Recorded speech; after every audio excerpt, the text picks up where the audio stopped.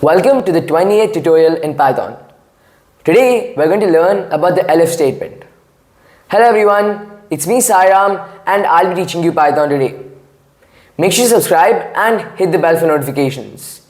Don't forget to like the video and let's get started.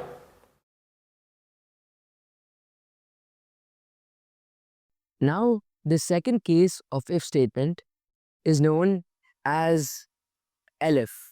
So over here, we're going to introduce a new Python keyword called as elif. As you suspect, it's a shorter form of else if.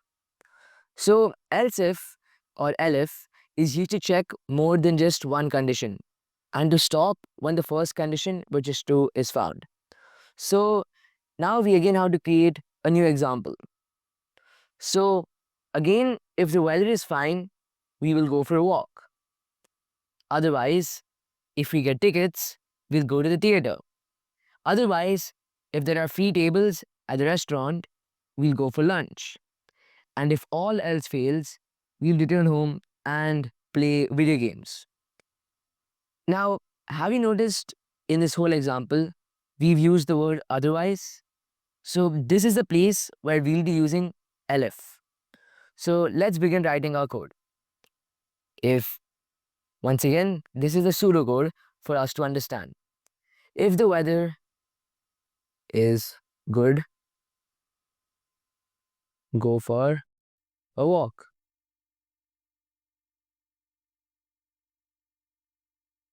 Remove this. If the weather is good, go for a walk.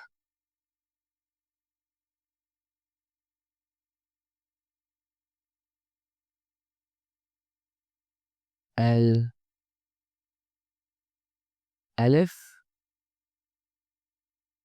tickets are available. Go to the theater. Elif table is available. Go for lunch. Else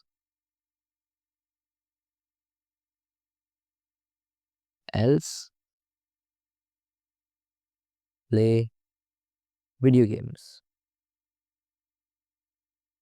Once again, don't forget the indent. And here we go. So this is our pseudocode. And now that we've understood how the elif works, let's put it in actual code. So first, let's take our elements over here, which is weather. And once again, we'll take the same example as last time. If it's greater than 30, then the weather is good. So weather is equal to 35. Tickets is equal to true. Table is equal to true. And here we go. So let's start by writing if weather greater than 30, colon, print, go for a walk. Elif tickets is equal to true. Print, go to the theater.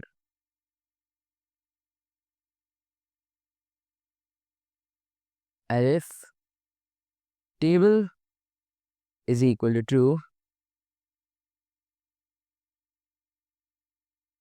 Print, eat lunch.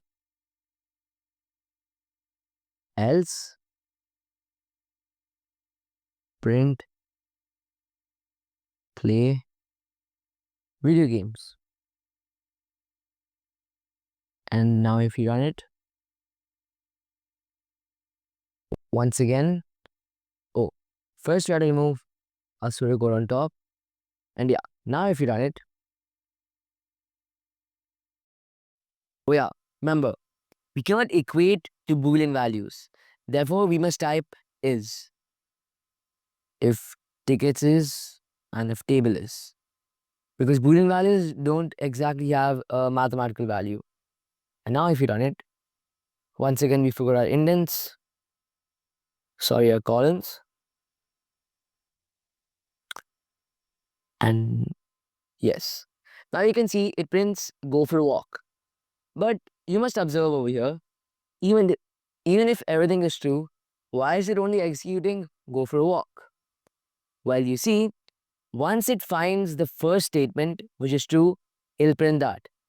So once Python finds a statement is true, it'll print that, and it won't move on, or it won't read the other statements which are after, such as tickets or table or the else statement. Now let's take weather is equal to 25 and tickets is equal to 2. We can see prints go to the theater.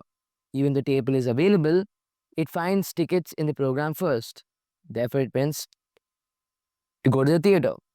Now, if we print tickets as false, now we only have one single statement which is actually available for the if function, and it prints eat lunch.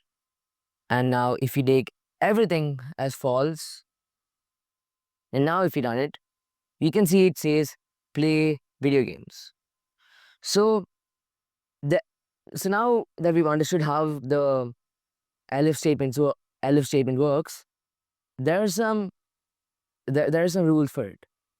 So the way to assemble subsequent if-else statements is sometimes called a cascade. Now, you cannot use an else without a preceding if, and the else is always the last branch of the cascade. Elif cannot be the last branch of the cascade. Now, else is an optional part of the cascade. The code can run even if the else is omitted. And if there is an else branch in the cascade, only one of all the branches is executed. And if there is no else branch, it's possible that none of the available branches is executed. So if there is an else, always one of these 4 branches has to execute. But if there is no else, it is fine if none of the branches execute. Okay, that's it for today. Hope you guys had a great time learning and make sure to join in on the next tutorial. See you guys soon.